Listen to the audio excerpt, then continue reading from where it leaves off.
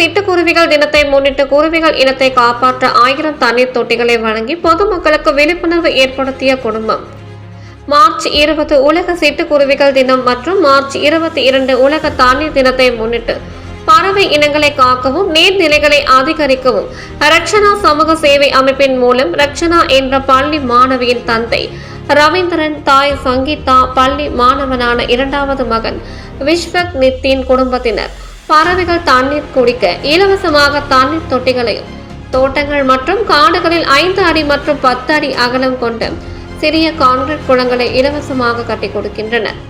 சிறிய தண்ணீர் தொட்டியின் மூலம் தண்ணீர் ஊற்றி பறவைகளுக்கு வீடுகளிலும் தோட்டங்களிலும் காடுகளிலும் தண்ணீர் வைக்கும் பொழுது தினம்தோறும் 10 முதல் 50 பறவைகள் வரை வந்து தண்ணீர் குடிக்க வாய்ப்புள்ளது. 5 அடி 10 அடி கான்கிரீட் குளங்கள் மூலம் அவர்கள் வளர்க்கும் ஆடு மாடுகளும் கோழிகளும் மற்றும் முயல் அணில்களும் பறவை இனங்கள் மைனா, சிட்டுக்குருவி, கொக்கு, நாரை இது போன்ற அனைத்தும் தண்ணீர் குடிக்க வாய்ப்புள்ளது. இந்த ஆண்டு கோடை வெயிலின் தாக்கம் 45 டிகிரி செல்சியஸ்க்கு மேல் இருக்கும் என தகவல் வெளியாகியுள்ளது. அதனால் பறவைகள் தண்ணீர் கிடைக்காமல் தவிக்கும் நிலை ஏற்பட வாய்ப்புள்ளதால் அவற்றை தடுக்கும் பொருட்டு பறவை இனங்கள் அழியாமல் தடுக்க வேண்டும். எனவே இன்று உலக தண்ணீர் தினத்தன்று பறவைகள் காக்க தண்ணீர் தொட்டிகளையும் 5 அடி 10 அடி கான்கிரீட் குளங்களையும் இலவசமாக தருகிறோம் என தெரிவித்தார்.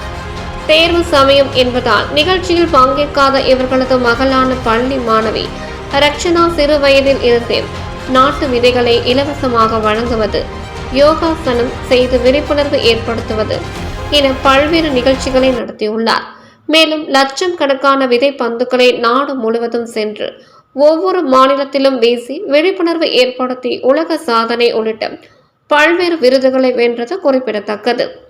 சான்றோர் குரல் செய்திகளுக்காக செய்தியாளர் ஆகாஷ் பச்சையப்பனுடன் செய்தி வாசிப்பாளர் வித்யா.